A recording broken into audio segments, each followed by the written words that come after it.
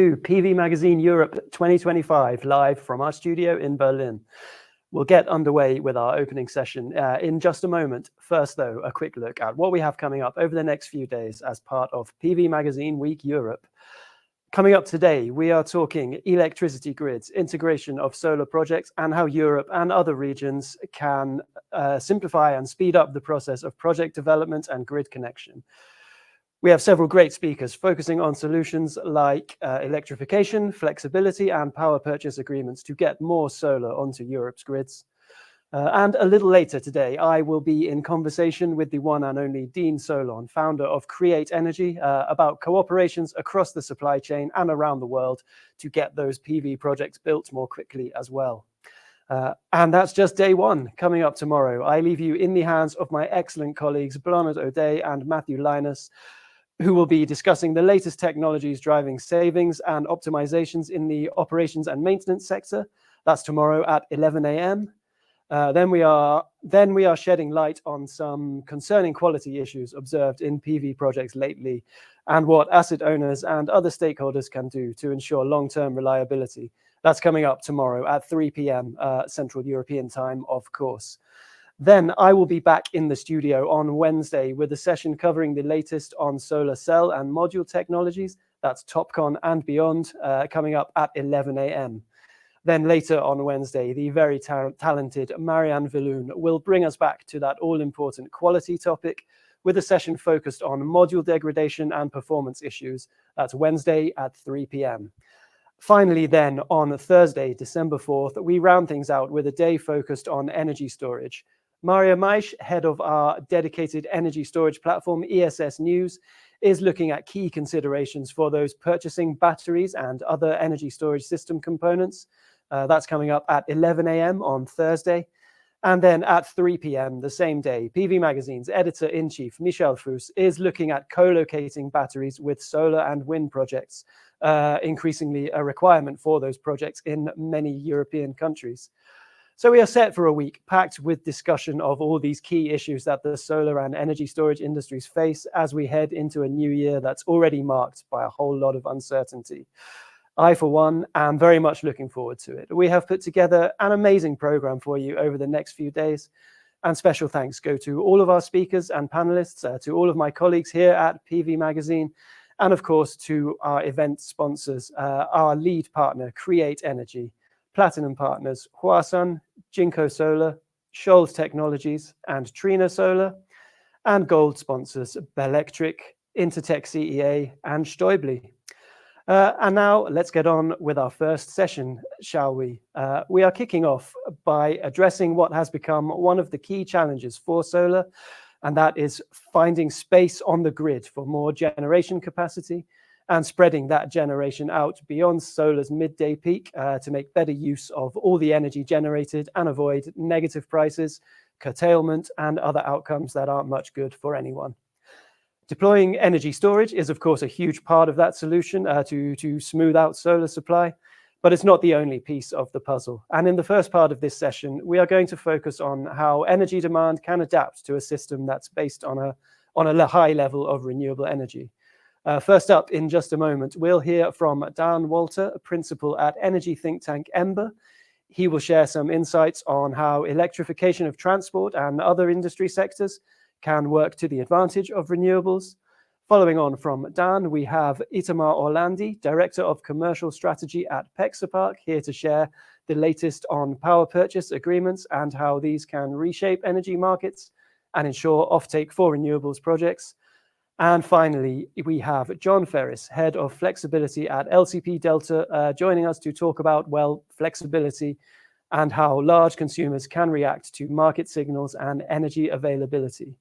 We'll have a bit of time for a chat with Dan, Itamar, and John about the state of Europe's electricity grids today. And finally, for this session, I will be joined by Dean Solon, founder and CEO of Create Energy, for a chat about taking an integrated approach to these issues at grid level, as well as the many different aspects of developing solar and indeed energy storage projects themselves, how that can be beneficial to all. That's all coming up very soon. And please remember, we are live, so please share your questions for today's speakers using the questions function on Big Marker, our event platform. I'll be feeding your questions into the discussion right after our presentations today, so don't be shy. And right now, I will hand over to Dan Walter of Ember, our first speaker for PV Magazine Week Europe. Dan, welcome, and over to you. Thank you, Mark. Thank you for having me, and thank you all for dialing in. Excited about this session. I am going to present a few of our insights from our latest report called the Electrotech Revolution. I should get that on screen any second now. Here we are. Sorry. So a few insights. So I want to talk about the energy transition by first zooming out very, very far and talking about the global story here of what we're seeing. And I want to talk about energy in a language that, in a way, is new. The way that we see it, we're currently caught in this debate about the energy transition that is caught between two camps. On the one hand, you have this incumbent energy narrative that looks at the energy transition as a slow-moving process, moving away from basically the pinnacle of human invention, fossil fuels. It needs to be business as usual, large incumbent-led. And currently we see the counter that being largely a more like a climate view, a technocratic view of the energy system as a problem to be solved, and a policy targets that need to be set, met, incumbents that need to repent and change to the new system. Now, as we'll see a little bit later across this presentation, is neither view of energy this way actually has much explanatory power for what we're seeing happening in the world. And so what we propose is a third view of looking at the energy transition. And that third view is the Electrotech view on the energy transition. And this is a view that looks at the transition as an innovation and growth-led story, as the energy system as a growth tool for not just developing economies, but also emerging markets, and as something that can go very fast like previous technology revolutions have gone. So first, let's define our terms. What do we mean by Electrotech? So we mean by Electrotech this new generation of technologies that we see popping up in the energy system across supply, demand, and connections. Right? So on the supply side, new ways to generate electricity, solar, wind, etc. On the demand side, new ways of using electricity, turning electricity into energy services, electric vehicles, heat pumps, and the likes.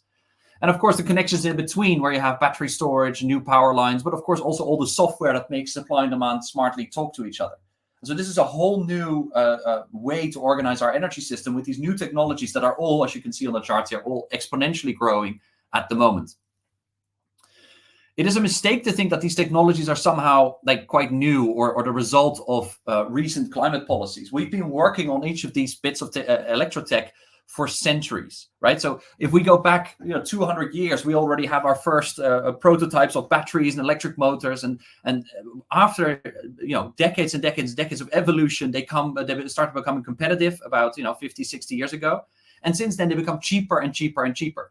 And so the remarkable moment that we live in right now in this Electrotech story is that we now see these technologies converging together. We now see that all of these technologies are becoming cost competitive in their own fields, but also starting to play off each other. And just as a moment to realize, appreciate where we are, it's like, just think about 5 years ago. 5 years ago, we couldn't consistently speak of LCOE competitiveness of renewables against fossil fuels. We couldn't speak of TCO competitiveness of EVs versus ICEs in the transport sector. We couldn't yet speak of heat pumps being able to target the full suite of heating markets. That all changed over the past 5 years as renewables became competitive. You got the cold climate heat pumps, electric vehicle costs fell. All of a sudden, these technologies are becoming competitive, and they're actually converging into this larger stream of change that we call then the Electrotech, not just transition, but revolution, as all these technologies come together. Over the past decade, it's important to realize also where this Electrotech momentum over the past decade has come from, because yes, sure, this has been in part, of course, very prescient and good climate policy to push new energy technology into the system. But it's also to a large extent that the fact that Electrotech is the child of digital tech. If I take a solar panel apart, it's going to look an awful lot like an IT product. Like there's more in common between a solar panel and a laptop than a solar panel and a gas turbine or a barrel of oil for that matter. Electrotech is in some ways a repackaging of our IT technology. And it's in some extent, you can say it is the digital industry coming to energy. And it's building out manufacturing very much like it is preparing for a very, very rapid transition. I suppose for many people here on the line, these numbers will not be as stunning as when we present them to other audiences. But the amount of solar PV manufacturing that's being put into the world, the amount of plant capacity, also on the battery side, we're talking about more than twice enough manufacturing capacity that we would need even under ambitious net zero scenarios. Like, this is clearly manufacturers planning for rapid growth and rapid disruption, which again should remind us of the rapidity of the IT disruption, right? Fast became faster, became even faster. And we see the same sort of reinforcing trend happening in the electrotech revolution at the moment. So how far can this go? Another important thing to realize is just how high the ceiling of the possible is today and how fast it's rising. If we would go back 25 years ago, we'd sit here in the year 2000 talking about, electrifying the system and then putting electrotech in. We'd be talking about maybe 25 to 30% of the energy system you can competitively electrify. Maybe another 40% you can think about technically electrifying, but it's not being competitive. If you fast forward to today, where we stand in 2025, 75% of the energy system can now be electrified, and not just technically electrified, competitively electrified. This is a huge turnaround. So we can get 75% of our energy from electricity. And of course, again, most of the electricity now is from renewables. And that is a complete turnaround versus just 25 years ago. And it would only stand to reason if we whisk the clock forward by another decade or so, that even more of these sectors will start to become electrifiable. So that's covering a little bit the origins of electrotech. Let's talk also about the drivers of change here. So this, again, it's in the same way that the origins of electrotech don't per se lie in climate action. We also don't see that the drivers of change at the moment lie per se with climate action anymore. We see three key drivers of change that drive electrotech forward. And that is basically simple, basic physics, economics, and geopolitics. So to run through those a little bit. So first, physics. Simply put, electrotech is 3 times more efficient than incumbent technologies. Whether that's on the supply or demand side, electric technologies are just generally much more efficient than using fossil fuels, which is turning heat sources into work sources, to be technical about it. You lose a lot of the energy along the way in heat losses. Electrotech bypasses that. So you can get a system that's much leaner than the incumbent energy system. And that, of course, leads to higher competitiveness. Second, the economics of change. To be sort of very simple about it, it's learning beats digging, right? The more electrotech we build, this is small modular technology that is pre-manufactured largely. The more solar modules we build, the faster, of course, the solar price went down as per Wright's law of learning. And so over the past 50 years here on screen, we see orders of magnitude decline in solar prices. If you contrast that to the incumbent system of fossil fuels, here we have on the right-hand side 125 years of oil prices, and no such structural decline to be noticed. And that makes sense because the more fossil fuels you need, the deeper you need to dig. And so, yes, you might get more advanced technologies to extract fossil fuels, but that is offset by the fact that you need to dig deeper to actually get those fossil fuels. And so at some point, of course, electrotech has a cost tipping point with the incumbent technologies. That has just happened. And it only gets cheaper afterwards, whilst fossil fuels are set to only get more expensive. Then the third driver of change is geopolitics, and that has become a very, very strong one over the past year or so. Fossil import dependency is widespread across the world. Something underappreciated typically in regions of the world that are energy independent, like for instance the US. But across the world, we are talking about 75% of the global population living in energy importing countries. 50 countries import more than half of their primary energy as fossil fuels. These countries are at the moment in this deglobalizing trend that we're seeing taking shape around the world, desperately looking for alternative energy sources to power their energy system with. And at some point, as they look around, they will also look towards the sky and realize that every country in the world has enough wind and solar available to them to power their whole own energy system. And yes, that is energy, not electricity. That is their whole own energy system can be powered with the renewable potential that they have within their own country. And as they move towards this electrotech system, they're able to unlock a whole new level of energy independence, right? So for an energy importing nation at the moment, all the way on the left, They need continuous import to keep their economy running, not just to sort of buy a new car and deploy it, but the oil to actually run the car, heat the home, run the factory. As we move from fossil import dependency to electrotech import dependency, sure, we might want to need a solar panel here or an electric vehicle there to import it. But once it's deployed, it runs on sun. And at that moment, you're basically independent for the duration of that technology's lifetime, which can be, a decade plus. And so there's already a completely different way to think about energy security. And even that last bit of dependence, you can solve, of course, by adding circularity on top and thinking about actually taking that old retiring technology and recycling it right back at the top again into new technology. And so electrotech really here is a pathway towards energy dependence. First, partial dependence, where at least your system can keep running without additional imports. And then eventually with recycling on top, a full circular system and circular independence. Now, we believe that China has been onto this trend and this version of looking at the energy transition for more than a decade by now. It started really accelerating its innovations in electrotech, its production capacity, its exporting capacity, but also just deploying it at home. The amount of renewables and the amount of the share of its economy that is electrified is just booming in China. An important part here is the exporting. The exporting of China is growing to all export markets across the world. Particularly interesting at the moment is its exporting into emerging markets. So here we're looking at uptake of solar and uptake of electrification across emerging markets. 63% of emerging markets have overtaken the United States in terms of share of electricity coming from solar. 25% have overtaken the United States in terms of electrification.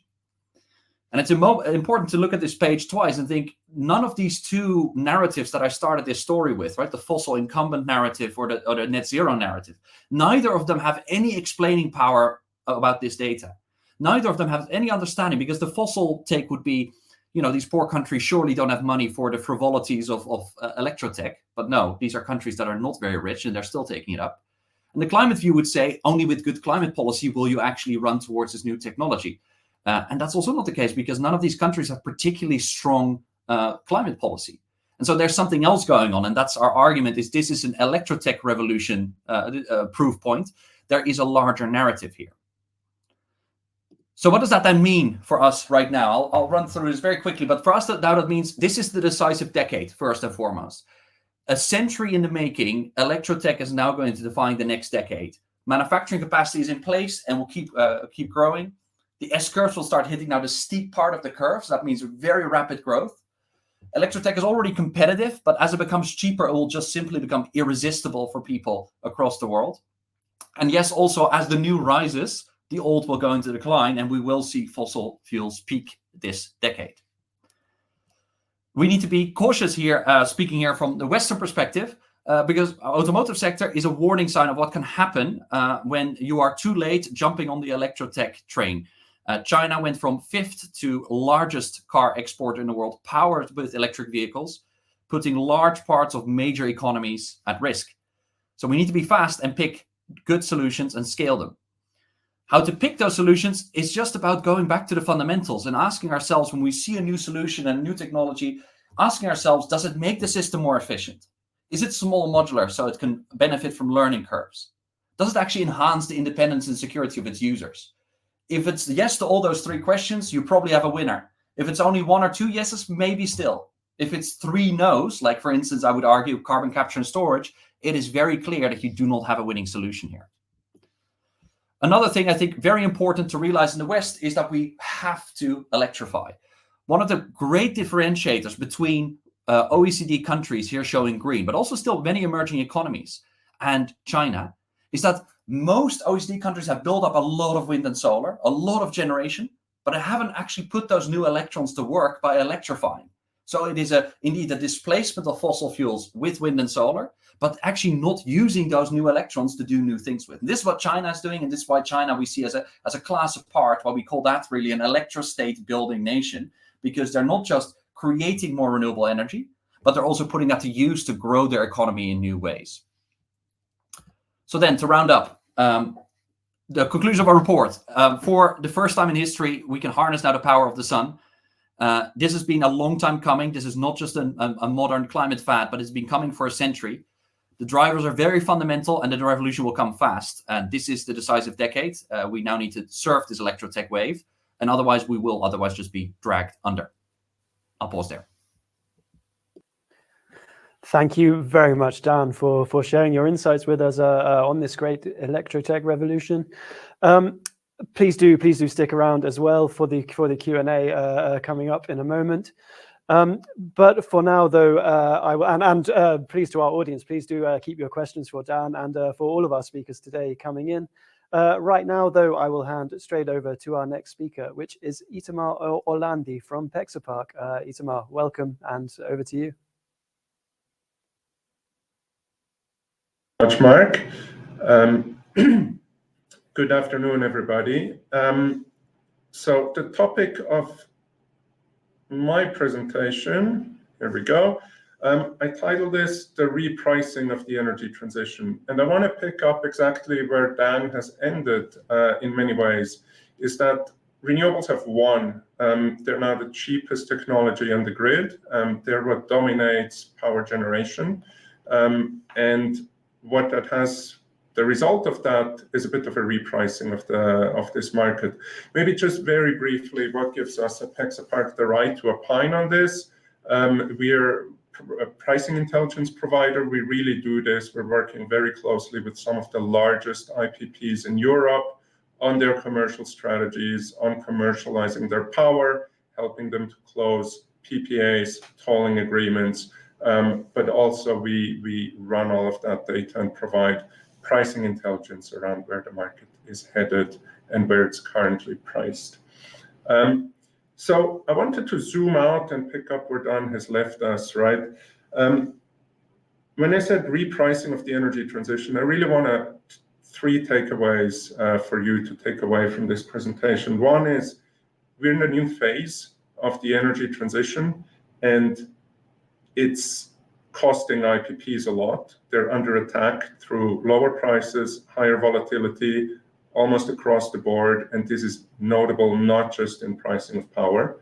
A key component of getting out of this is, of course, battery energy storage systems, BESS.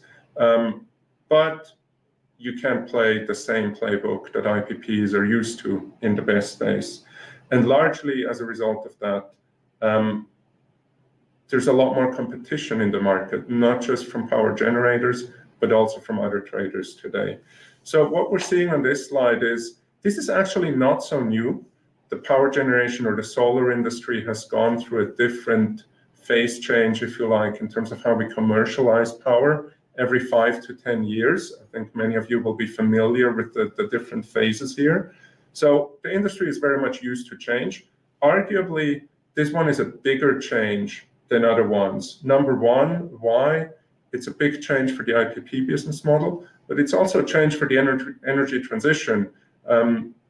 We have now, last year was the first year in Europe where we had more power from, or more electrons from solar and wind on the grid than from fossil, from gas and the little bit of coal that's left.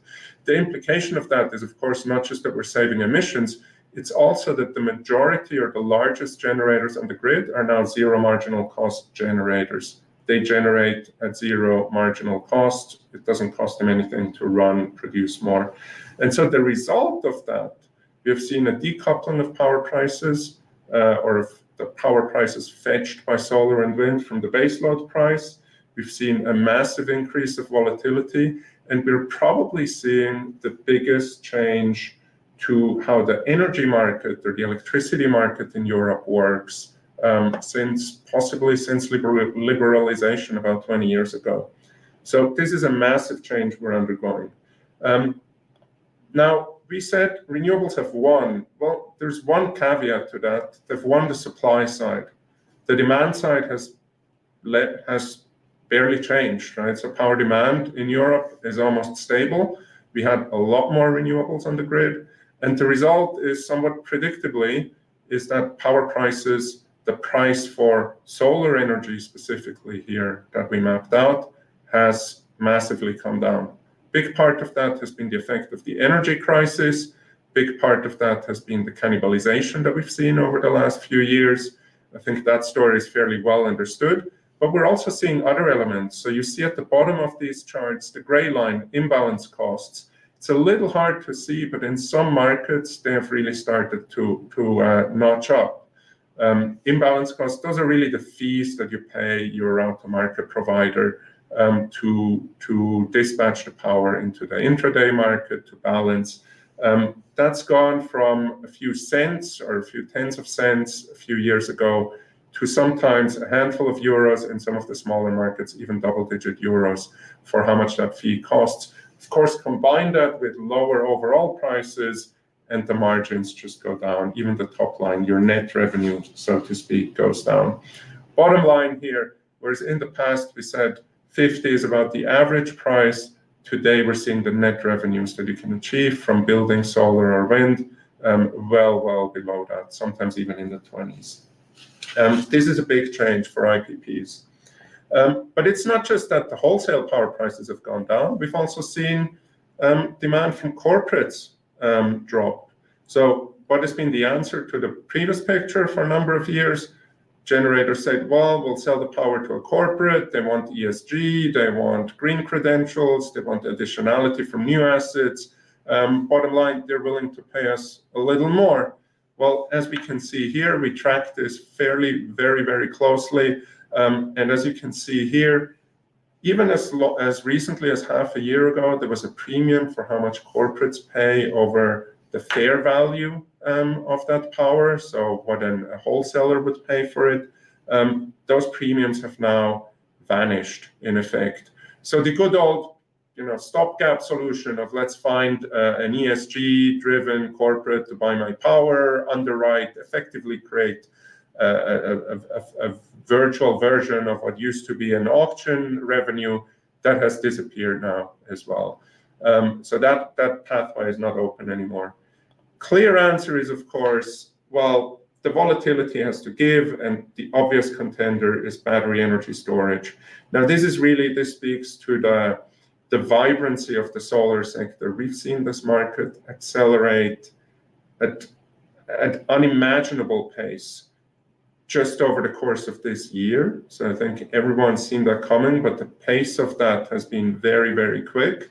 You see this here quarter to quarter change, where in the second half of this year now we're seeing actually more BESS transaction being closed than long-term transactions for renewable shaped power. So BESS is growing immensely fast. This is a sort of 3x growth that we've observed year on year. You see where it's happened. Historically, the UK has been the strongest market in Europe. More recently, we see Italy, we see Germany, but we also see other markets emerge. We're not quite at the scale of replacing the scale of the PPA market. Last year, we've seen about 15, 16 gigawatts of PPAs closed, but very quick ramp up to similar orders of magnitude. Now, that's a growth story. That's a very positive story. But there's a caveat here if you're a solar generator. And the caveat here is that it's not being deployed with the same old playbook, right? So for a very long time, the solar playbook was get your development rights, put them in a special purpose vehicle, secure your PPA, secure grid access, secure your EPC, bring it to a bank, get it debt financed, and build and forget. BESS is being built in very different structures. So for one, we see just over half of the offtake being structured as merchant revenue. I think virtually unimaginable on the solar side as recently as a few years ago. It's also not single asset deals. We're seeing more than half deals in the beginning of this year being done on a portfolio basis. So multiple assets being sold, or the output from the rights to dispatch the battery from multiple assets being sold to a single off-taker. And we're seeing, admittedly, the majority of BESS currently being built on a standalone basis, but an even faster acceleration of co-located hybrid projects, typically solar and BESS, but also other combinations. So very quick very quick changing market. If you look at what's happening under the hood, very different pattern than how solar has developed in terms of highly hedged commodities, and also different drivers. So we're the last ones to say that in a year or two we'll see the same proportions of these different structuring components. It's changing very quickly. But one thing that you can read out of it is it's not just generators, financially backed generators looking to build and forget these assets. Part of why we're seeing the appetite for portfolio deals is that you have other players now competing, not just for the power of BESS to hedge, be a natural physical hedge against a large solar or wind portfolio, but also people who want to, in their language, go long flexibility. So just buy the flexibility and get exposure to a flexible power market asset. And that takes us to this next picture, and it's quite a strategically important picture. So we had, on the left-hand side, we have generators, utilities, the typical generators. You can add many more logos. These are illustrative. Those are the people that look to build power generation assets and then invest in them, usually with a financial hold. Certainly the IPPs, to an extent, of course, utilities are integrated, but their generation arms do. So you have now other players who see the havoc, see the volatility that is emerging on the generation side, and say, that's a problem for you, but it's an opportunity for me.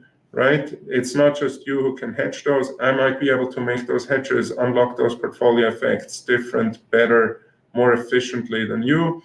And so we get a huge boom in power trading among trading houses, the City of London banks, the oil and gas trading houses, and of course as well, BESS optimizers who are trying to squeeze in and grab margin in the play of dispatching, optimizing BESS, optimizing volatility. So it's really a question of who can get there faster. Can the IPPs and the generators learn how to price complex energy structures, sell them, find the off-takers, and manage the residual risks associated with that? Or are the trading houses and the optimizers going to be faster, learning how to operate physical assets, how to put assets on the ground, operate and manage those? That's the race currently, really, for these increasing margins. What it means for IPPs as well, they receive the memos. So we see a lot of IPPs invest in this journey towards sort of becoming next generation IPPs.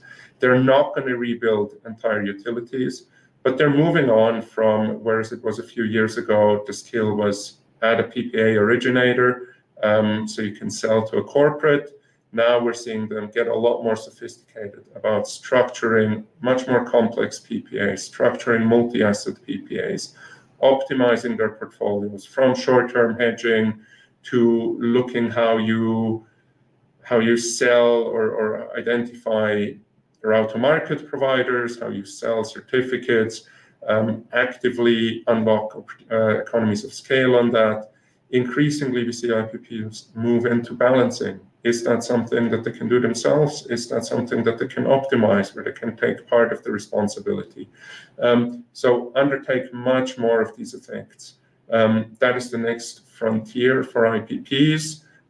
Not all the IPPs are going to get there, but we see heavy investment from the leaders in this direction.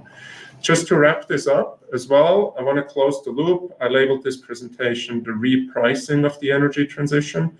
A corollary of this, the winning of renewables, has really been that the sort of workhorses of how we price renewables have become a bit out of date as well. So historically, people used to price with fundamental forecasts, and you say those are for tail risks, that works, and most of it is hedged. We now have a fleet big enough that not all of these bets have mapped out. And what we're starting to observe is people pay more attention to what is really left as the only place where people put money where their mouth is, where what the price is of shaped power, be that solar, be that wind, be that a 2-hour top-bottom swap, something like that. The only place where there's visibility on that is really in the offtake market. And we see the IPPs invest heavily in understanding and being able to really price and understand those risks. So 3 things that I wanted you to take away. We're repricing, renewables have won, and this is not the first transition. The next one will be is happening already very fast. Thank you. Thank you very much, Itamar. Wonderful to have your insights on how electricity markets are being reshaped. Well, now we see power purchase agreements and markets reshaping. We've heard about electrification. And my next guest will share a bit of more information on flexibility, on the interactions between the market and between generators and energy consumers. And that is John Ferris from LCP Delta. John, welcome, and over to you.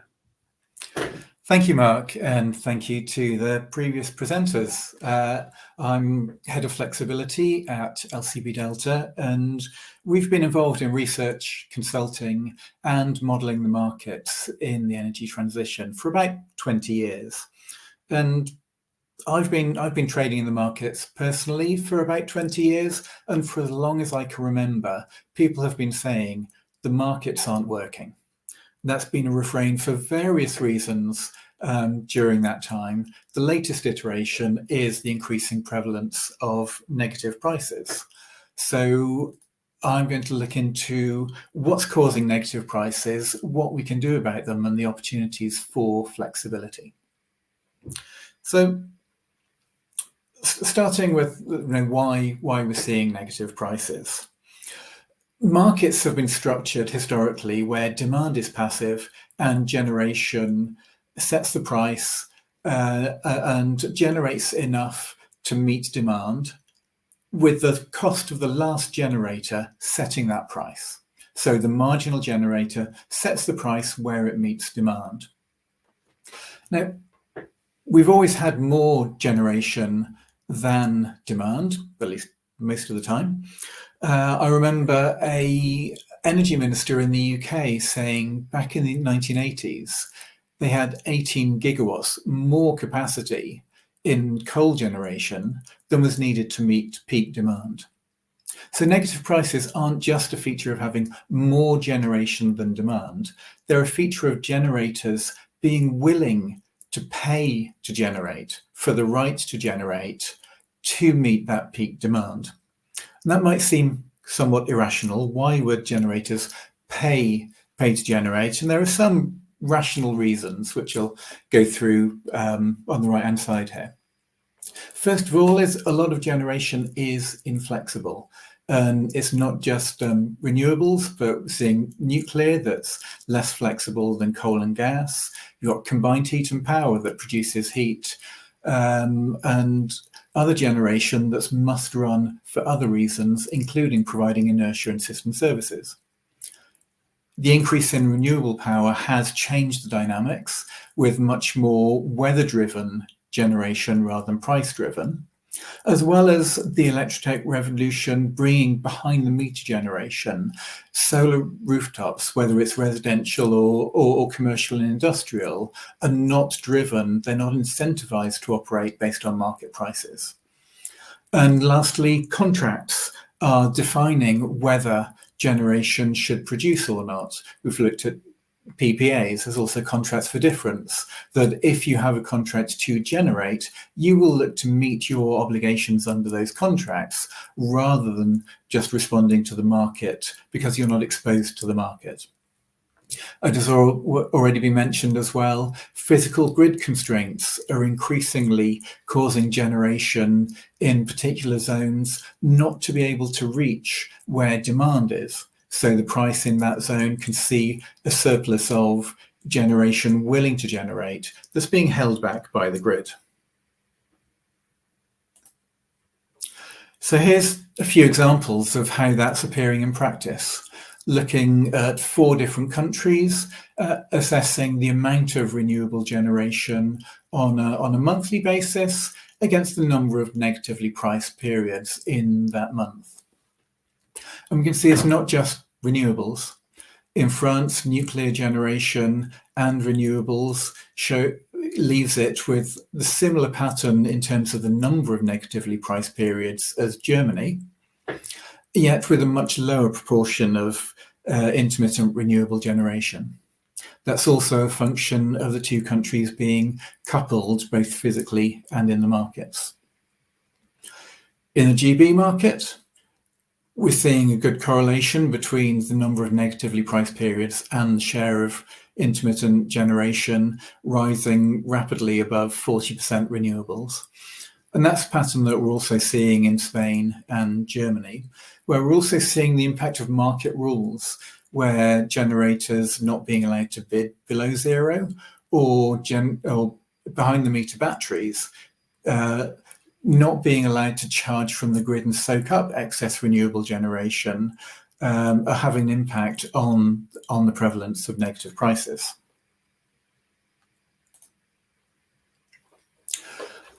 Looking at these countries over time, we're also seeing that this has been a big change. We've heard from both previous speakers, the speed of the change at the moment is incredibly fast.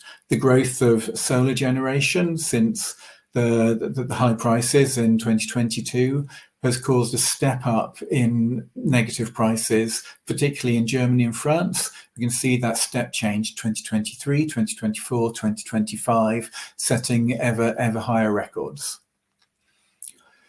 In the GB, that's been less visible, but we're still seeing a record this year.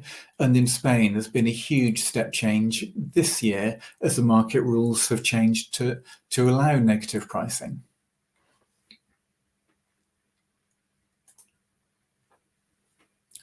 And when are these happening?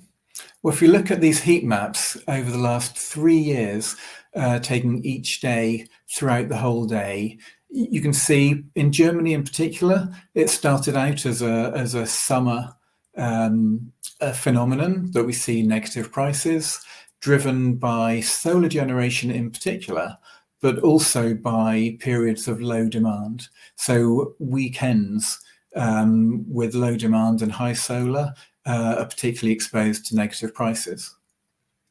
In the UK, the generation mix is more skewed towards wind than solar. So we're seeing more negative prices in the autumn and winter, and also in the early morning when demand is lower.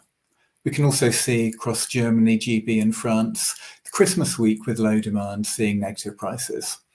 Whereas in Spain, we've seen that step change from 2023 to 2024, and then this year, a huge number of negative prices at the start of the year, and a change in behaviour with more physical curtailment after the blackouts. So finally, looking at how these countries compare, this chart looks at the duration of negative prices. France and Germany, again, because they're correlated markets, see a fairly similar pattern with high prices, high negative prices, and reasonably long duration periods. So we see if the negative prices last more than 5, 6, 7 hours, then we see prices dropping quite substantially. In the GB market, it's quite different, and that again is down to the higher wind generation that's driving negative prices, where we're seeing longer duration of negative prices, long duration of negative prices at particular periods where it's high, where wind generation is high. Spain's much more driven by solar, and we're seeing shorter periods and lower negative prices. So the markets are rationally pricing in negative prices because of the amount of generation that is willing to generate, that is looking to generate at different times, but that is appearing in different ways in different countries. And as a result, market operators, regulators are taking different approaches to deal with negative prices. Starting with the regulations, we're seeing contracts being revised so that renewable generation doesn't get subsidies when prices are negative. We're starting to see feed-in charges for exports of solar generation onto the grid. From the network side, we're seeing flexible connection agreements that allow networks to curtail generation to reduce the imbalance. We're also seeing congestion markets and other flexibility markets appearing, both for local and national flexibility. Itamar talks a lot about the growth of storage. I'm seeing storage both at a residential level and grid scale capacity. And where we're seeing longer duration periods of negative prices, we're expecting those countries to see more long duration storage.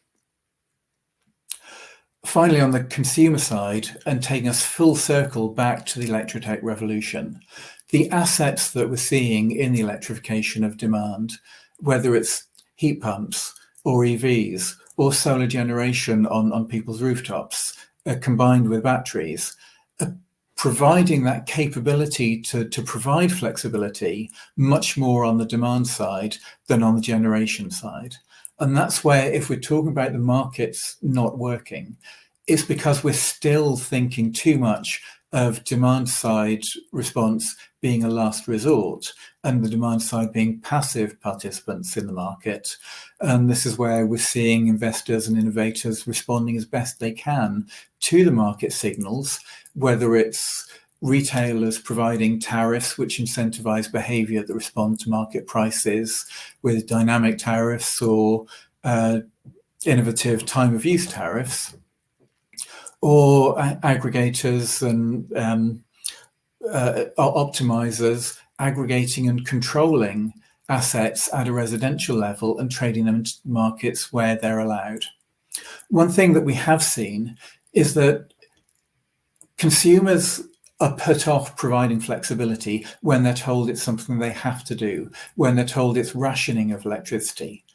On the flip side of that is that consumers that are told they can get free electricity, that they can get cheap electricity to soak up excess generation, provides a much, much more positive response. So negative prices, I think, are a rational reflection of where we are in the generation mix at the moment.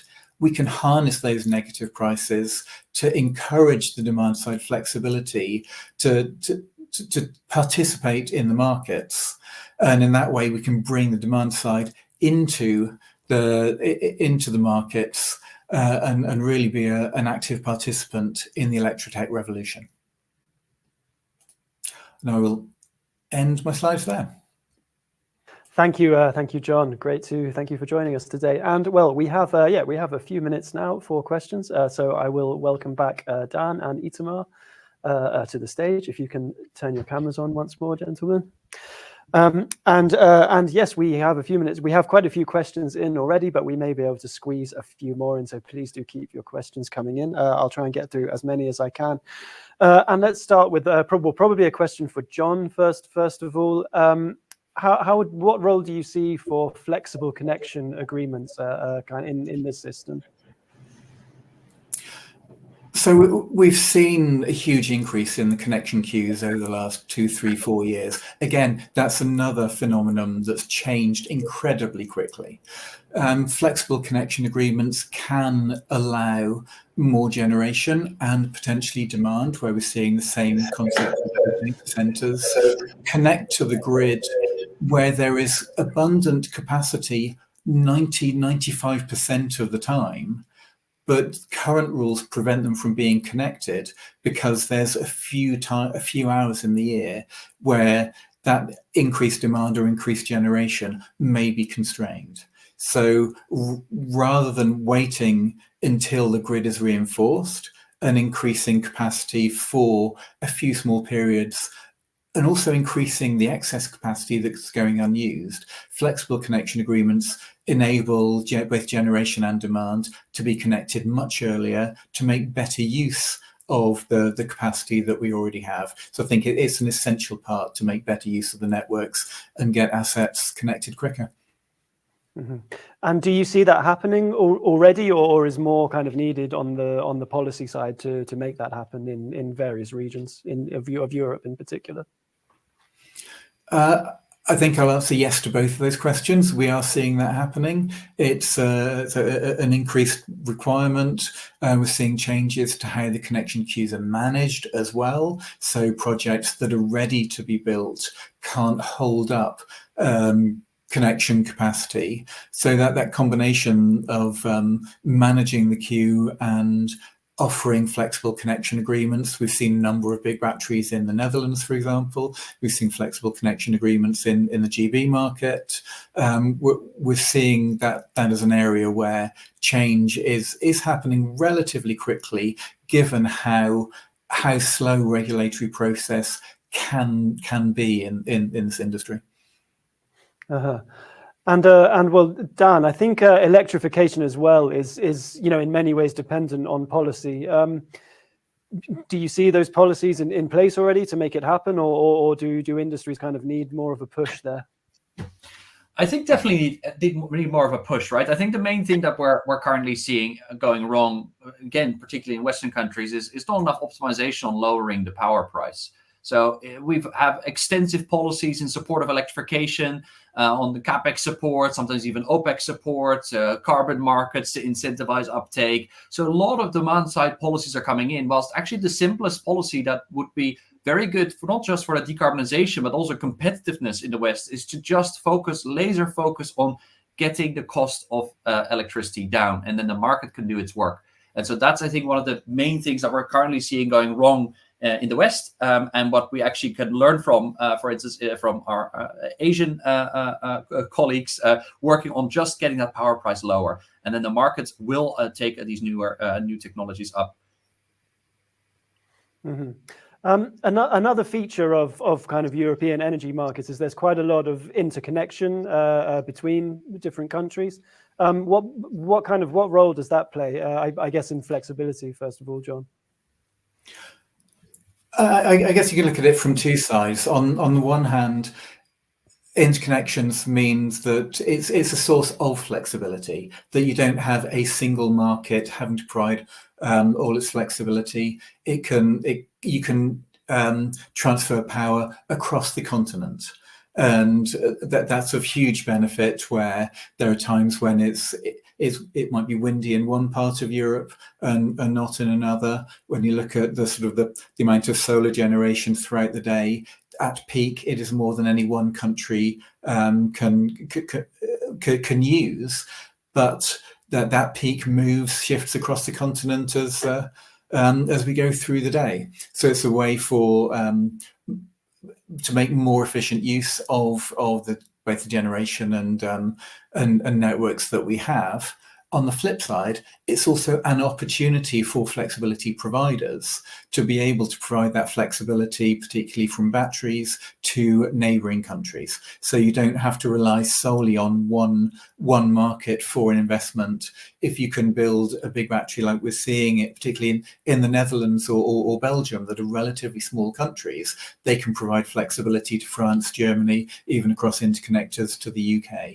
So the more interconnected markets that we have, the more efficient we can use the assets that we're putting into them. Mm-hmm. And we also have a few projects kind of planned that are in the frame of interconnecting Europe with other regions, with North Africa and the Middle East. How do you see those projects? I think we've seen a number of projects being announced, and most have quietly disappeared after a couple of years. It's hugely expensive to bring power undersea from, say, North Africa to the UK.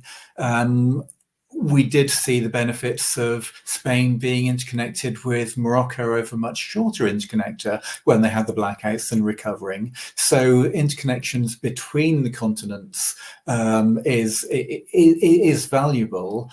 I suspect we will see more of the solar generation in Northern Africa being used to power and to drive the electrification of Northern Africa in the first place, and perhaps interconnecting with Europe to a small degree. I don't see North African solar power being a source primarily for Europe. Mm-hmm. And Itamar, are you with us at the moment? It looked like you were having some issues. I am. I can hear you. My camera should hopefully focus on me once it gets me. Okay. Oh, I can see you again now, or on half the screen anyway.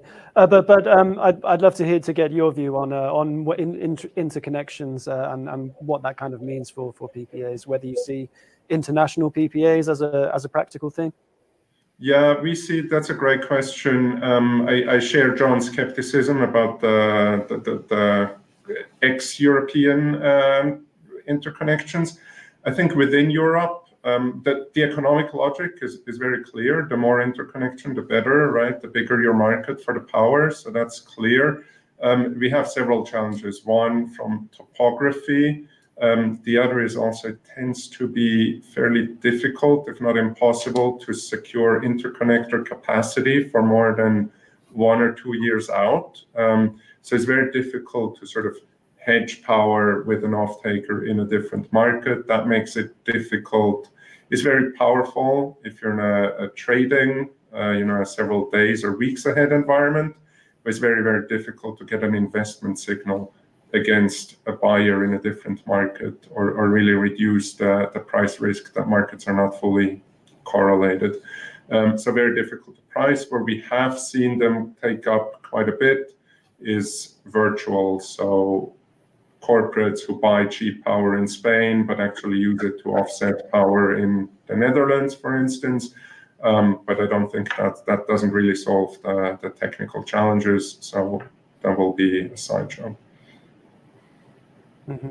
And another thing that's rapidly changing this energy demand picture in 2025 is AI and the rise of all these energy hungry data centers. I mean, Dan, how does that fit into kind of the electrification picture? I think it will be on the net a great benefit to the electrotech revolution, right? So one of the tricky things that we now have to control for on the grid is this magnificent machine that does instantaneous generation and consumption at the same time. It's a hellish problem to optimize a model for that for every second of the day. This is, of course, great if you can start seeing AI solutions coming in. And this is not just on optimizing the system and doing your sort of day ahead runs and seeing where the system might be congested, but it's also for instance, if we're thinking about like the operational maintenance for DSOs and TSOs, sending a drone along a power line to do preventative maintenance checks instead of having to send people out into the country. These are tremendous cost benefits that can translate to my first comment of getting that electricity price down is incredibly important. And with AI and smart management of batteries and balancing, we can get actually our grid costs down, and we can increase the utilization of our grid from the current 30 to 40% to probably 80%. And with that, we can just lower electricity costs, and that's going to greatly benefit the electrification story in Europe. So I think AI, yes, it will slurp up some terawatt hours, but it will yield, a multitude of terawatt hours back in enabled electrification uptake. Okay, and well, John, I think these data centers need a fairly constant supply of energy, almost 24/7. Do you see kind of opportunity for them to participate in flexibility? I think the biggest challenge for them at the moment is just securing enough power to operate the huge hyperscale centers. Once they're operating, we're seeing a lot of efforts to operate flexibly, and that could be flexible in terms of the geography, that compute doesn't have to happen in one data center. If you operate 2 or 3 around the world, you can move that around to optimize the use of electricity. I think it's also important to consider what the AI is being used for. So a lot of what Dan was talking about is very much sort of traditional machine learning, where a model learning is actually quite efficient and delivers a lot of benefits to the energy system. If we're talking about large language models, you're talking about a lot of compute required to train those models. That's increasing and increasing every time we get a new generation. A lot of that happened in the background. We weren't aware of it. I think it's questionable whether that needs real-time demand, or whether that's something that can ebb and flow according to the availability and price of power. Mm-hmm. Okay, well, I think that's have to wrap this up here. But thank you once again to Dan, Walter, Itamar Orlandi, and John Ferris for sharing your insights with us today. So plenty of solutions are ready to be deployed, as we've heard from our three excellent speakers already today. But the state of the grid across most of Europe does remain a barrier to further increasing the adoption of renewables and to building new solar projects as well. And my next guest is someone well acquainted with building new solar projects and to the many barriers that can get in the way of that. Dean Solon, founder and CEO and president of Create Energy. Dean, welcome and thank you for joining us today.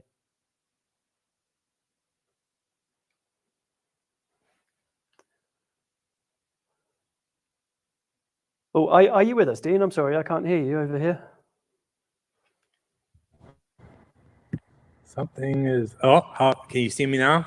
Oh yeah, I got you now. Yep, you're loud and clear now. Thank you. Sorry, the camera was Sure. out. Yeah. So Dean, Create Energy is you know a young company with some pretty ambitious goals in place already. Maybe to start with, can you tell us a bit about what you're trying to achieve and where you're at today with that? Well, you know, if I'm going to back up a bunch, is, you know, my early career, I was a tier 1 automotive manufacturer, so high volume. And then NAFTA kicked in 2003. I met this little startup company called First Solar, and life has been great for me ever since. And then my second customer was SunPower. So those two really helped me kind of get my renewables legs on. And thank God for the opportunity renewables has given me. And here we are. You know, Shoals did extremely well. It IPO'd. Like a good father, I had to let my baby girl raise her family as she saw fit after the IPO. And fortunately or unfortunately, too many ideas in my head still cooking. So I decided to look at the opportunities of how a module up here attaches to a tracker, then attaches to the EBOS, which then attaches to inverters, and trying to come up with new, totally different solutions and not be burdened by having to ask a module manufacturer for their blessing or a tracker manufacturer. So I have the gift of being able to pick the module, the tracker, EBOS, and inverters, and basically design for a constrained labor market. So remove as many nuts, bolts, washers, as much O&M service off the site, and basically show up with a bottle Windex and Windex them once a year. So, you know, how do we extend the life of these solar projects? And just as an example, our products coming out, we have a minimum of a 10-year warranty. And some of our products, if you ever open them, as far as the EBOS is concerned, you void the warranty. So we're trying to completely come up with the next generation of solutions, knowing we're in this constrained labor market. And thank God it's going extremely well. We've got a lot of systems we've designed up, have listings on, and deploying with a handful of customers in the fields, and basically launching forward in a whole new industry. Mm-hmm. Okay, fantastic to hear. And well, with that launch, you've already announced some partnerships with SMA over in the US, with Stoibli here in Europe. How does that kind of collaboration and partnership model fit into the idea of Create Energy as this one-stop shop for a solar project? Well, you know, I started back in 2005 with, say, Socamec to begin with. Well, no, I'm gonna back up. Stoibli, which was Multi-Contact 2003, manufacturing their connectors and a lot of their J boxes, and then I had J boxes, and we've been friends for a very long time. So if I pick on Stoibli, what we're doing is we're designing the next generation of tracker connectors. So taking the current platform of the MC4 and hardening it for a tracker, which is always in a dynamic twist every day, and hardening it up so it'll take the torque of the wire on the tracker when they're improperly constrained.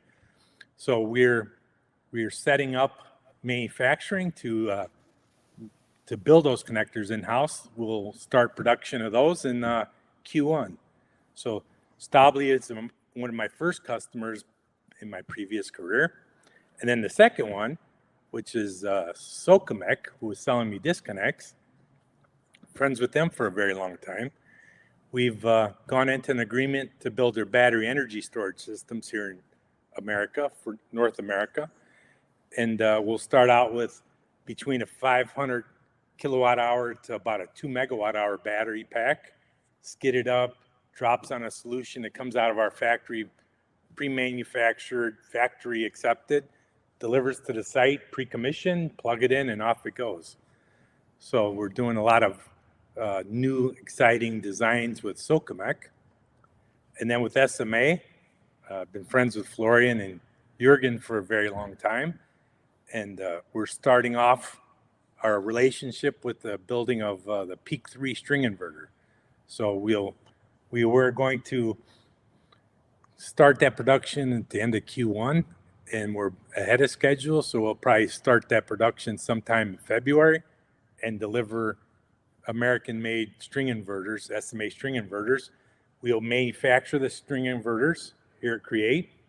And then also we have a skid solution where we could skid them up and deliver them pre-tested, pre-wired, drop it in place, plug and play the connectors, and off it goes. And well, sticking with that question of collaboration, how do you see that happening between regions as well as between companies, the Europe and the US in particular, since this is our Europe Week event? Well, the good thing is, for all three of them, it's going to be kind of, well, two for sure. I'm going to say between Stably and Socamec, it's going to be a joint relationship because I'm going to manufacture products for both in the United States and then globally manufacture and distribute those products. So say SMA to begin with, we'll manufacture the inverters and put it through their distribution channel and then onto our skids. And then the primary goal is to then manufacture that and send them globally throughout their network. And the same goes with Socamec. And then for Stably, we're going to build connectors together in the United States. And then ultimately, we'll have a product line, a co-developed product line that I'll primarily sell in North America. That's our systems. And then they'll sell outside the North American region because Stably has a very large network of sales teams around the world, of which I don't want to have to go try to figure out how to set up global sales channels. And so how important is having that localized manufacturing, well, in the US, first of all, how important is that to this model? Well, we got our Trumpy boy making our daily morning. Every time we wake up in the morning, it's a whole new renewables industry. So, just having the ability to build it here in the US, use American supply chain and American labor to build it, and then meet the demands of the political arena. I like it. I've always manufactured in the US. Prior to Shoals, we were nearly 100% American-made parts. SMA, we're going to start localizing some of the production once we get the production assembly line stable. But the goal is in regions, wherever the region needs the manufacturing, is set up and do it there, right? We don't want to just say, okay, we're America, we're just going to build everything in America and shove it down everybody's throats. We with the different partners in different regions, I'm more than happy to set up with those customers or with these manufacturers and localize. But let them help localize, say, supply chains and sales channels, because crazy Americans really sometimes don't have the suave European way of doing business. We're more like brute force manufacturers. Okay, so do you see? Can we expect Create Energy itself to have a presence here in Europe, or will that be largely through local partnerships? I'd rather do it through local partnerships because they're relying on me here in America. So I kind of will return the favor and let the key partners, keep that market. And if we can manufacture cheaper, better, faster in the United States and get those products delivered globally, great. But if there's a demand that says it has to be locally built, we'll figure out how to do it locally. I like to listen. Every day you wake up in renewables, it's a whole new day, and it's a whole new day in America, in Europe, in Asia. You pick a region, right? Renewables is just in complete turmoil, and quite honestly, I enjoy the chaos. It's kind of fun. It's frustrating, but it's going to separate the I'd say the men from the boys on how you manage your business, how you keep your cash flowing, how you make sure you don't give things away for bill of material cost and do stupid things. And listen, the industry is consolidating, and it's not only consolidating in America, it's consolidating in Europe, even in China. They're consolidating different aspects of the renewables, from module manufacturing to battery energy storage to EV charging, right? We had this explosion of everybody doing it. The industry's kind of prices dumped too quickly. Prices are really low. People are kind of collapsing. And it's time for consolidation and mergers and acquisitions to do their job. I mean, battery energy storage is probably in the worst position of all of it, just because of the supply chain is mostly from China on the batteries, and everybody's trying to figure out what to do next. But when it comes to the manufacturing of batteries and modules and all that, the Chinese manufacturing equipment by far is the best in the world. Hands down. I'll admit what other people won't say, right? And how do you deal with that going forward? Every day you wake up, you got to figure out a whole new plan.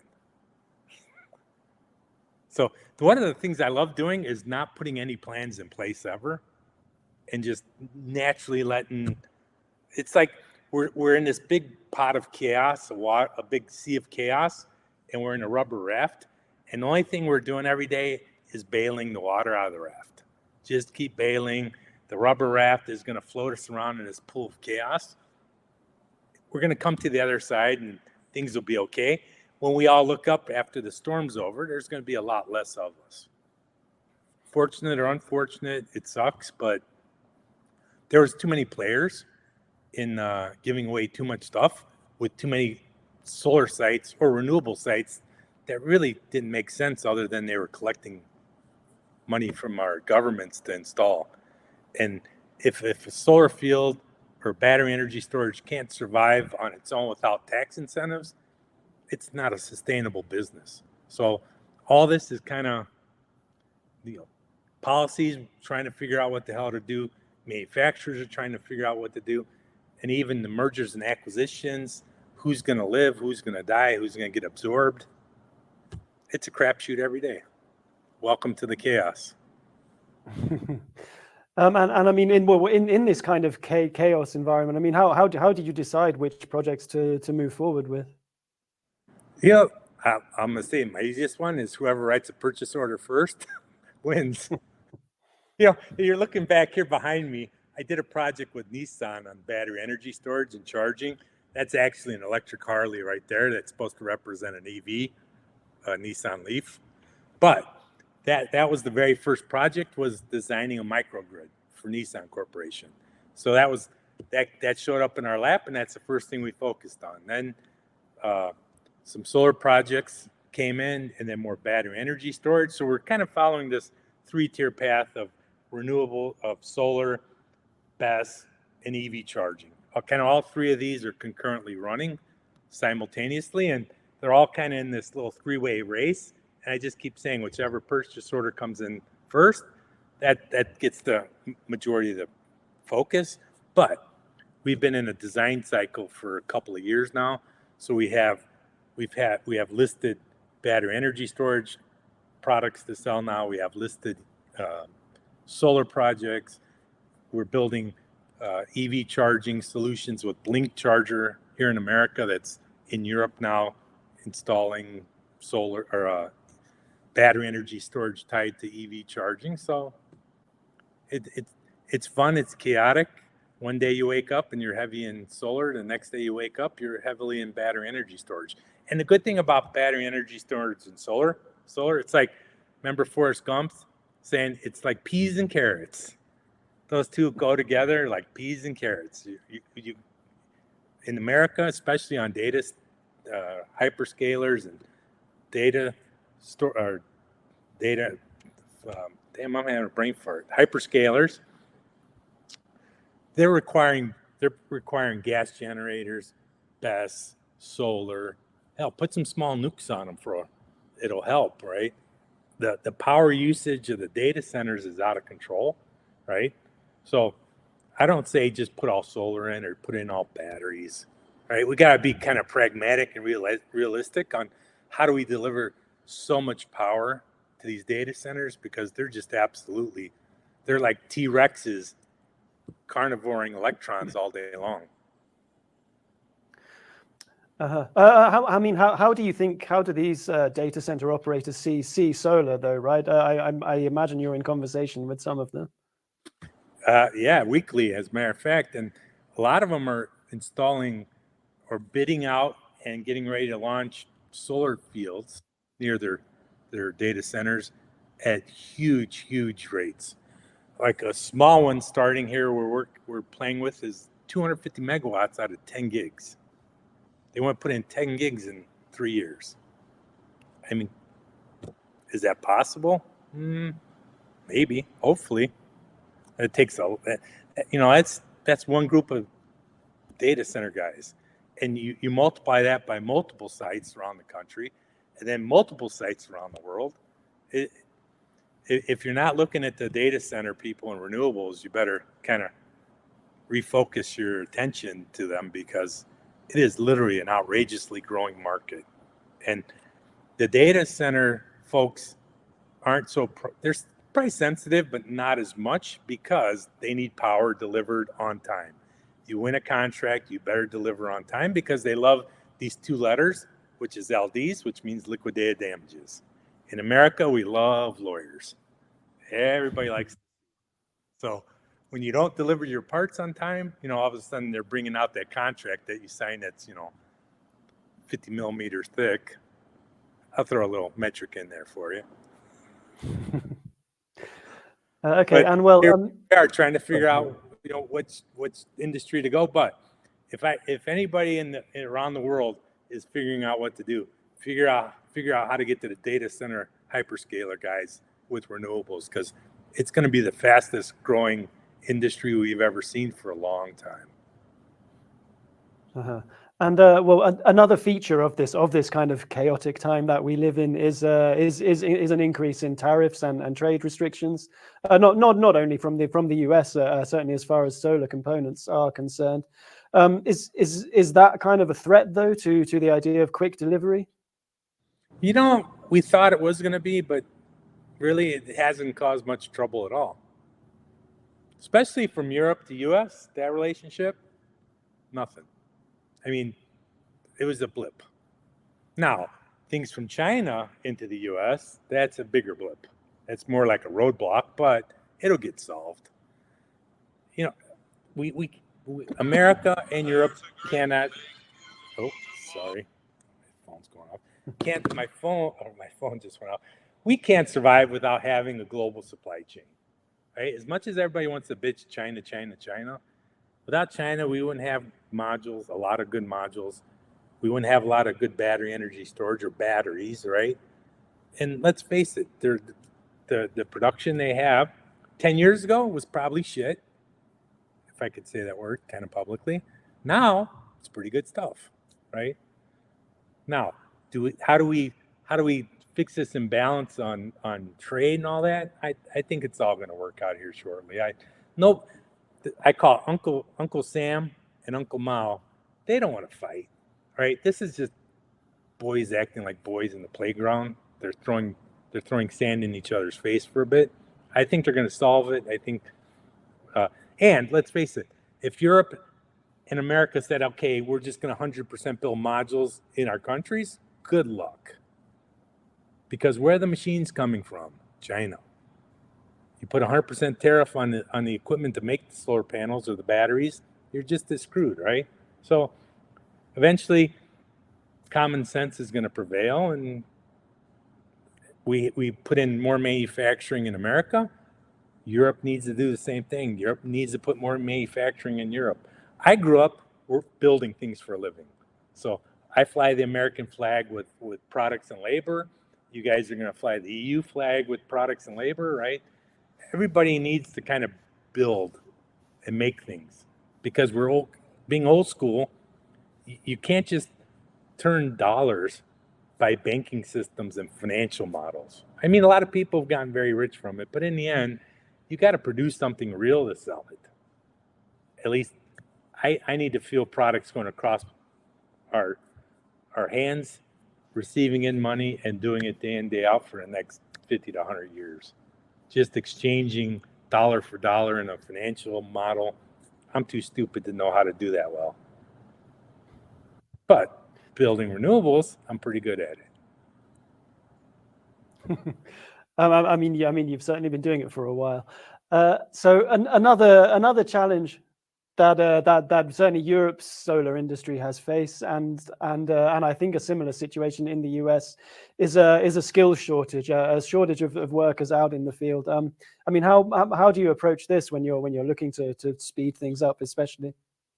Well, I got a little buddy who I kind of make fun of. I won't show it. I've done it on other presentations. I call him my hot pocket muncher. He's the guy or gal living in mommy's basement in his 30s, playing 12 hours of Xbox, watching some inappropriate videos, waiting for mommy to make him hot pockets, and waiting for his government checks to arrive. This is the pragmatic and the realized labor force that's left in our countries, right? We just got to accept it. We got to adopt it. We got to be pragmatic.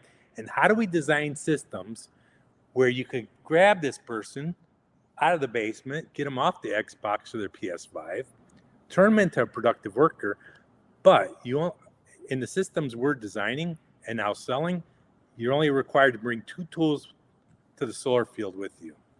This hand and that hand. Don't bring your side cutters, your lineman's pliers, your pocket knives. When people who have not carried around the pocket knife their whole life show up on a solar field, within 48 hours, they're getting stitches. You know what? Because I'm going to say our generation, we grew up with screwdrivers and pocket knives and working on old cars and motorcycles and lawnmowers and figuring out why they didn't start. This generation's past couple have grown up with a game controller in their hand. It's not their fault. That's what they were grown up with. You go to any restaurant anywhere in the world, and a little, 18-month is sitting there tapping on an iPad at the dinner table or at the restaurant to keep the kid quiet. Everybody's been programmed to tap a screen, right? Not turn a wrench. So how do we do it where you can use your 2 hands, right? Install some of these solar fields with some, say, more automated equipment that requires a joystick or requires technology, because lifting 80-pound solar panels 10, 12 hours a day, 5, 6 days a week, wears your butt out, right? And a lot of these people just get burned out because they're doing such strenuous labor in the middle of a desert, and everything wants to bite you and sting you and try to kill you, right? Or you have the higher class labor that's in the high rises that are being built. You come to Nashville, as an example, there's 30 buildings going up right now. All the highly skilled electricians and plumbers and tilers and all the people you would use to build solar are getting paid extremely well up in those high rises. They're not going to take a lower paying job in the middle of bumblefuck, excuse my French, right? In the middle of some solar field, getting paid less. You got spiders that's going to kill you. You got things wanting to eat you, and do that stuff 6 days a week and live in a trailer, right? So we got to make it where they want to get up in the morning, come to work, be excited that they could be productive, go home, and want to come back. And the systems we're designing, when they don't come back, hit the play button. and then automation or semi-automation takes over. But the goal is, how do we get that lower skilled labor out of the basement or out of mommy's house and get them working and turn them productive and let them get some self-esteem instead of waiting for the government check to arrive or waiting for their food cards to show up, right? It's not a great way to live, waiting for government subsidies to arrive. But again, they weren't raised with skilled training, either as electricians or mechanics or things that solar fields or battery energy storage or EV charging needs install. And we're having this as a huge labor problem in America. And I'm sure Europe has the same exact problem of the skilled labor is getting paid outrageously well in very concentrated cities doing building construction. And then what's left over winds up being in the solar fields. So it's a hell of a challenge, but it's kind of fun. And that's where what we're doing is the module will plug onto the torque tube directly with no module steel. All the nuts, bolts, and screws are removed. All the EBOS plug and plays. Once you plug and play it, you never open it, you never service it for the next 10 years because it's got systems monitoring in it, tied to inverter stations, string inverter stations, where if one out of, say, 16 string inverters needs replacing, you just take the one off. You don't shut down a 5 megawatt solar field to replace an inverter. So it's just getting smarter and doing it quicker, faster, cheaper, better, with the least amount of labor hours that you can. Because in the whole pie of solar, the labor portion is really starting to increase as the piece of pie. And I'll take cherry pie as my favorite. And does that approach does that mean you're doing more in the factories? And what does that mean in terms of labor, kind of taking to the factory rather than in the field? Yes. So a lot of things are pre-manufactured in the field or in the factory, I mean. And then it arrives pre-tested, pre-commissioned, drops in place. And then the idea is, even post-pounding, there's automated equipment out there that works extremely well now. Get the post automated in the ground. Our module then clicked right onto a torque tube that would go onto those systems, right? So in a normal solar field, you could have up to 10 process steps to build it. You're going to scrape dirt, pound the post, put the cab hanger posts in, bearing caps, torque tubes, module steel, modules, crew to come tighten the modules, EBOS crew, wire dressing crew, and a cleanup crew. Well, that's 7-8 crews, right? Doing the same work down the same row. I'm looking to get it down to 3 labor crews on that same row versus the 7 to 10 labor crews. Because each crew has its own personality and they show up for work or they don't show up for work, or you got people that are hungover and they're really not doing the work well because they were in the bar a little too long last night, right? And just take what it is in automotive. You always tried to do what's called a design FEMA, which is a failure mode analysis, and try to reduce as many failure modes as possible.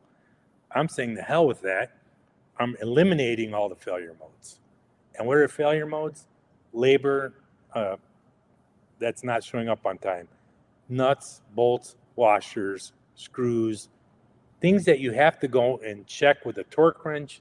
Every year you have to click out bolts, right? If you don't do that, the electrical bolts loosen up and fires happen. I'm just eliminating all of those failure modes, not reducing them, just eliminating them, getting rid of all the process variation of all the different crews, and then just having that field installed where, again, I'm kind of jokingly, kind of like my big fat Greek wedding being Greek, bring the Windex, wipe the module down, do it again next year. Now that's a over-exaggeration at the moment, but it's becoming a reality very, very fast. Okay, well, we are almost out of time. I will squeeze one more quick question in though, Dean. Now, one thing that's really become clear in 2025 is that energy storage is very much part of the picture for solar. We see more and more regions, requiring co-located batteries with a project. and lots of solar companies looking to get in on storage as well. How does that fit into your model? Well, with our partners with Socomec, it's perfect because most of the projects we're now looking at has the battery energy storage in the RFP. So we're seeing minimum right now, half of the jobs we're quoting have battery energy storage on them. So I'm excited about the whole battery energy storage tied to solar. And then with the inverters, we're working with SMA to come up with next generation where it's all DC coupled inverter stations, bi-directional charging. So the solar's either pumping out AC to the grid or it's charging DC to the battery packs. I mean, life's just nuts right now. The best thing is I thought we had our best years behind us in renewables and just innovation, and everything's in front of us. Everything we've done in the past, I write it all off. By the time you put battery energy storage on solar and then throw some EV charging in all this mess, it's the best time to be in renewables ever. Now, is there complications because of politics? There's always. Solar has been in a political ping pong in the U.S.